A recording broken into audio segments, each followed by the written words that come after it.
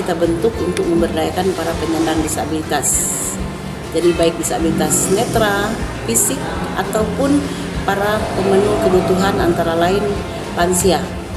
Jadi yang di sini kerjanya adalah semua penyandang disabilitas, yaitu ada disabilitas fisik atau tubuh, ada disabilitas netra, ada hasil-hasil yang kita pajang di situ keterampilan dari juga lansia, ada kue, keripik maupun dabu-dabu, termasuk hasil keterampilan instalasi produksi dari ini kami, program kami yang di dalam. Nah, mereka ini tujuannya untuk memberdayakan agar mereka mendapat hasil.